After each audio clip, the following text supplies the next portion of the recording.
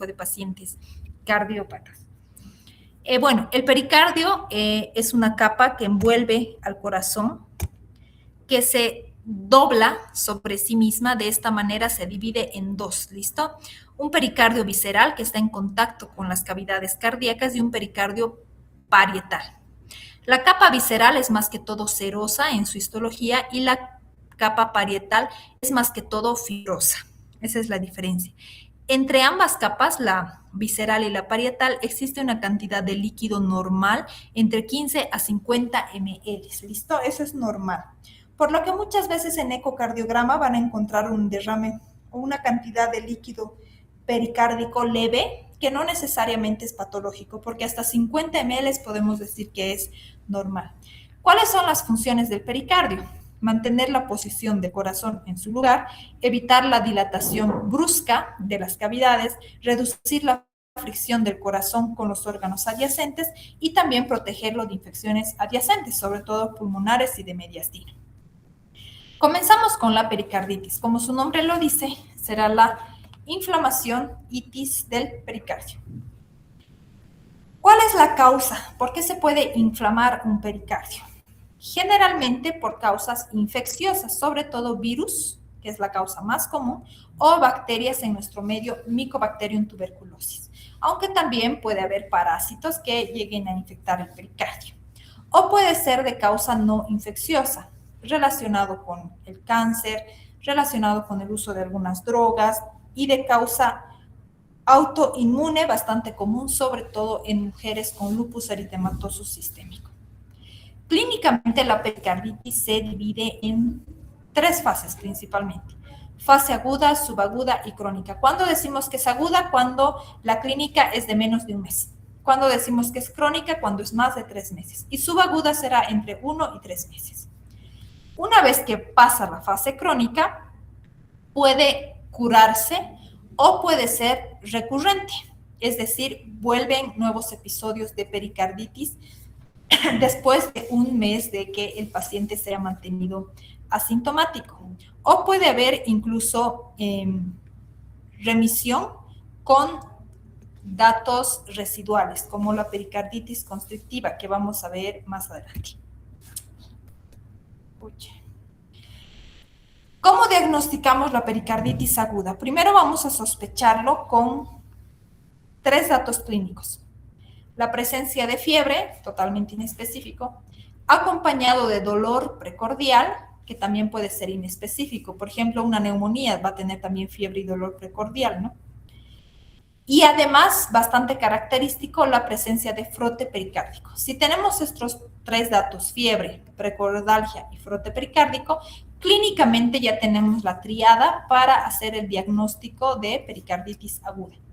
Ustedes se acordarán que el dolor torácico puede ser de múltiples causas: infarto de miocardio, puede ser una disección aórtica, puede ser un tromboembolismo pulmonar, neumonía, gastritis, neuritis intercostal, etc. Entonces, ¿cómo será el dolor que nos va a orientar a una pericarditis aguda? En general es de rápida instalación, suele estar en la parte baja del esternón, se irradia a la cara anterior del tórax o a ambos trapecios. En general es de tipo urente, aunque también puede ser pulsátil, opresivo o pungitivo. La intensidad es muy intenso, de 8 a 10 en escala visual analógica del dolor. Y es muy intenso desde que aparece, ¿listo? Es desde el inicio muy intenso. Generalmente se alivia con la posición genupectoral o posición mahometana y empeora cuando el paciente inspira profundamente, se recuesta o tose, ¿no? O hace, digamos, cualquier movimiento brusco torácico, le duele más. Eso es lo característico. Quisiera que escuchemos este frote pericárdico, a ver si puedo lograrlo. Creo que no.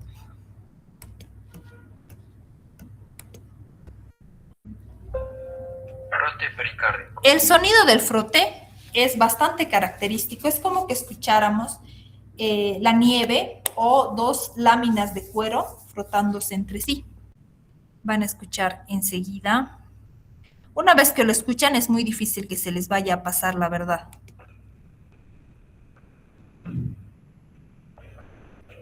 tiene 3 componentes, un sistólico y 2 diastólicos.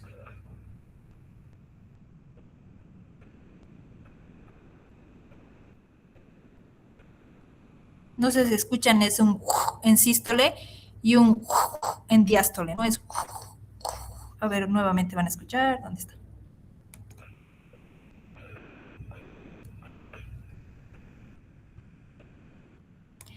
Así se escucha un frote. ¿Y cómo lo diferenciamos del soplo? Pues fácil, porque el soplo generalmente es o sistólico o diastólico, no tiene un componente sistólico y diastólico que suene igual. Y el soplo, es, ¿no? Esto es más que todo es un frote. Realmente yo me imagino como dos láminas de cuero que están frotando, ¿no? El electrocardiograma es uno de los exámenes complementarios que nos va a ayudar a detectar la pericarditis aguda de una manera muy precisa y sencilla. Entonces, para esto tenemos las fases de Holzmann. La fase 1 es la más precoz, generalmente se ve entre 2 días a 2 semanas de la enfermedad y es lo más característico que vamos a ver, muy frecuente también. Lo que observamos es un supradesnivel del segmento ST, pero es cóncavo, no es convexo como en un infarto de miocardio, es cóncavo, con una onda T positiva que no llega hasta la línea isoeléctrica. Listo, queda como supradesnivel difuso cóncavo del segmento ST. Y como podemos observar en este trazo electrocardiográfico, aquí hay supradesnivel, aquí también, aquí no se nota mucho, acá está supradesnivelado, aquí. En casi todas las derivaciones hay supradesnivel del segmento ST. No como en el infarto de miocardio, que suele estar localizado en alguna cara. Puede ser en la cara inferior, anterior, en ápex, etc. En la pericarditis hay un supradesnivel difuso en casi todas las derivaciones y además es cóncavo. Posteriormente pasamos a la fase 2, entre 2 a 3 semanas de la enfermedad, donde el ST desciende y la onda T se va aplanando. En la fase 3, hasta los 3 meses, ya cuando se está cronificando, la onda T se vuelve negativa y el PR puede estar descendido. Eso también es característico de la pericarditis. En la fase 4 ya hay una normalización progresiva o puede llegar a la cronicidad y volverse una pericarditis constrictiva. ¿Cuál es el tratamiento? Es muy importante asociar de primera línea colchicina con aspirina, ibuprofeno o indometacina. Esto también es pregunta. De primera línea, aspirina con colchicina o ibuprofeno con colchicina o indometacina con colchicina. ¿Listo? Siempre asociado a colchicina. A estas dosis que ven aquí son dosis muy altas si quieren tomar el screenshot y podemos ver que el tratamiento es bastante prolongado. 1 a 2 semanas de dosis alta, por ejemplo, 750.000 miligramos en el caso de aspirina, y vamos a ir bajando cada 1 a 2 semanas hasta llegar a quitar el medicamento. Entonces, es un tratamiento largo. Y la colchicina la vamos a usar a esta dosis 3 a 6 meses, ¿listo? Por un tiempo prolongado.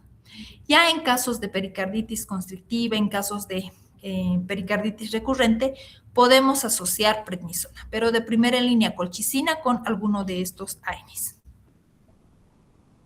El taponamiento cardíaco es otra enfermedad donde lo que hay es una acumulación de líquido, un incremento de la cantidad de líquido pericárdico normal, y esto causa una compresión cardíaca porque evita una adecuada diástole, sobre todo en las cavidades derechas que tienen menores presiones, por lo que son las que más rápidamente se colapsan. El derrame pericárdico puede llegar a ser una emergencia médica, ya que si progresa, desencadena en un taponamiento cardíaco.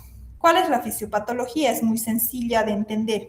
Aumenta la presión intrapericárdica porque hay mucho líquido, por lo tanto las cavidades están comprimidas y no pueden realizar una adecuada diástole. Si no hay buena diástole, entonces disminuye el llenado ventricular, por lo tanto el gasto cardíaco también se ve disminuido y el paciente entra en hipotensión o choque. Recuerden ustedes que el taponamiento cardíaco es una de las 5 T's que hay que considerar en la reanimación cardiopulmonar, ¿no? Como una de las causas reversibles de paro cardíaco. Vean ustedes estas líneas de volumen-presión en el pericardio. Así es como se comporta el pericardio. Inicialmente hay una relativa tolerancia al aumento de volumen hasta que llegamos a un umbral crítico donde cuando hay una cantidad mínima, digamos, de líquido pericárdico excedente, la presión aumenta mucho. Inicialmente no aumenta tanto hasta que llegamos a un umbral, una fase, digamos, de rodilla, y posteriormente hay un incremento súbito de la presión. Esto sobre todo en derrames agudos. Pero cuando hay un acumulamiento lento, crónico de líquido, esta línea se prolonga. Por lo tanto, el pericardio aumenta su volumen, pero además tolera muy bien este aumento de volumen. De manera que el área crítica, el umbral o la parte de la rodilla de la línea está desplazada. Por lo tanto, en derrames crónicos puede haber una gran cantidad de líquido, va subiendo los ml, incluso más de 1 litro de líquido pericárdico, pero todavía el paciente no se tapona porque la presión se mantiene estable.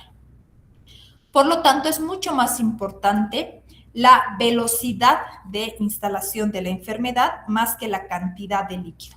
¿Cuál es la etiología del derrame pericárdico? Es múltiple, puede ser infecciosa, inflamatoria o neoplástica. Lo más común en nuestro medio por vía tuberculosa o puede ser también por enfermedades autoinmunes, les decía, sobre todo en mujeres, lupus o artritis reumatoidea. Aunque hay otras causas como iatrogénica, en una ablación, cateterismo, implante de marcapasos, puede ser traumática por un trauma abierto cerrado, una disección aórtica, etc. ¿Cuál es la presentación clínica? El paciente tiene disnea, ortopnea, dolor torácico, puede llegar a tener síncope. En general lo ven ustedes disneico y en esta posición, en ortopnea. Para hacer el diagnóstico tenemos la tríada de Beck, que consiste en ingurgitación yugular, hipofonesis y además presión arterial baja o hipotensión. ¿Cuál es la tríada de Beck? III. Ingurgitación, hipofonesis, hipotensión. ¿Listo? Y por otra parte, clínicamente podemos encontrar el signo de Kussmaul. ¿A qué se refiere el signo de Kussmaul? Hacemos que el paciente inspire profundamente y la ingurgitación yugular aumenta cuando el paciente inspira. Y por otra parte, el pulso paradójico, que consiste en la disminución más de 10 milímetros de mercurio de la presión cuando el paciente inspira. Estos dos datos son datos de interdependencia ventricular exagerada, precisamente por el derrame pericárdico importante.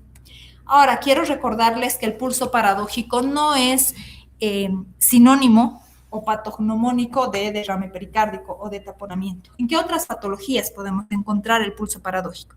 Tenemos el mnemotécnico tapón. Ta por taponamiento cardíaco, lo que estamos hablando. P por pericarditis constrictiva, otro tipo de enfermedad pericárdica. O por obstrucción de la vena cava superior y N por patología neumológica, es decir, EPOC. En todas estas patologías podemos tener pulso paradójico. En el electrocardiograma, ¿qué vamos a encontrar? Principalmente bajo voltaje, taquicardia sinusal puede haber, sobre todo si el paciente está en un estado crítico, se está por taponar, bajo voltaje y alternancia eléctrica, característico del derrame pericárdico severo. En este trazo podemos observar que está en ritmo sinusal, pero ven, los complejos QRS son bastante pequeñitos, un bajo voltaje generalizado. Y además es característica la presencia de alternancia eléctrica. ¿A qué me refiero? Complejos QRS pequeñitos y luego grande y luego pequeñito y luego grande. Va alternando latido a latido, igual muy característico del derrame pericárdico severo. En la radiografía de tórax vamos a encontrar pulmones en general limpios, un índice cardiotorácico muy incrementado y vean ustedes que los bordes están atenuados. Si nosotros giramos esta radiografía vamos a ver el signo de copa de champán, ¿no? O signo de la cantimplora también, característico de derrame pericárdico. El ecocardiograma es el estudio que más nos va a ayudar a determinar la presencia de derrame pericárdico y además el taponamiento cardíaco. Claramente se ve líquido alrededor del corazón y muchas veces se encuentran fibrina en el pericardio, en casos crónicos. Y también vamos a poder observar el colapso diastólico, sobre todo de cavidades derechas. Vean, aquí está la aurícula derecha, la aurícula izquierda, el ventrículo izquierdo y el ventrículo derecho. y vean cómo hay un derrame pericárdico muy importante, severo, que está colapsando a la aurícula derecha y al ventrículo derecho. Este paciente prácticamente estaría en taponamiento cardíaco. También podemos observar por medio del Doppler una alteración del flujo mitral y tricuspidio con la respiración del paciente. Entonces vamos a pedirle al paciente que inspire y expire profundamente y vamos a ver la variación del flujo Doppler tanto en la válvula mitral como tricuspidia. ¿Cuánto tiene que variar? 25% o más en el flujo mitral y 40% o más en el flujo tricuspidio. En este caso estamos valorando la válvula tricúspide y tenemos que medir este gradiente, el más alto, con el gradiente más pequeñito. Y si hay una diferencia de más del 40%, entonces probablemente este paciente ya está ingresando en taponamiento cardíaco. ¿Y cuál es el tratamiento? En primer lugar, ponerle muchos líquidos intravenosos. Aunque su paciente esté hinchado, con ascitis, no importa. Se está taponando, eso es una emergencia. Entonces tenemos que colocarle líquidos intravenosos para de esta manera mejorar el retorno venoso y contrarrestar un poco el incremento de la presión intrapericárdica. Tenemos que quitarle los diuréticos, obviamente por la misma razón, y también los anticoagulantes. ¿Por qué? Porque cualquier líquido pericárdico importante puede volverse hemorrágico y al volverse hemorrágico aumenta mucho el volumen y el paciente pues fallece. Por eso hay que evitar diuréticos, anticoagulantes y dar mucho líquido. Y por último, el tratamiento de elección. ¿Cuál es la pericardiocentesis? Es un tratamiento que se hace de manera urgente, mucho mejor si es guiada por una ecocardiografía. Y obviamente lo tiene que hacer el personal entrenado. Pero entre tanto, pues ustedes ponen líquidos y quitan estos fármacos al paciente y con eso ya han cumplido. Avisan al cardiólogo o al intervencionista para que pueda hacer la pericardiocentesis. ¿Y cuáles son las indicaciones quirúrgicas? Cuando hay derrames loculados con mucha fibrina, cuando ha habido trauma, cuando hay derrame pericárdico recurrente o secundario a una disección aórtica, pues obviamente tiene que ir a tratamiento quirúrgico. Y por último, la pericarditis constrictiva, que no es más que la inflamación crónica del pericardio que hace que se engrose, que se calcifique. Por lo tanto, también se afecta la diástole del corazón. ¿Cuáles son las causas? En general, idiopática. Múltiples pericarditis agudas idiopáticas que a la larga se cronifican y se vuelve constrictiva. Puede ser posterior a una cirugía cardíaca abierta, posurémica, tuberculosa, igual bastante común en nuestro medio. ¿Cómo hacemos el diagnóstico? En el electrocardiograma QRS con bajo voltaje, la radiografía que nos puede mostrar estas calcificaciones, vean en esta radiografía de tórax, el índice cardiotorácico está relativamente normal, pero vemos esta imagen de calcificación, ¿no? El pericardio ya está calcificado, engrosado. Esto es bastante característico de pericarditis constrictiva. El electrocardiograma nos va a mostrar igual un bajo voltaje generalizado.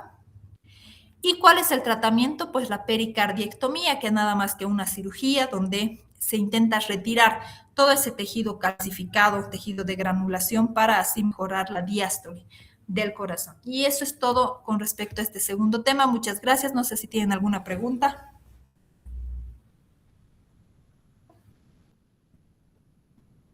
¿Nada? Muy bien, chicos. Eso sería todo entonces. Hasta luego. Gracias.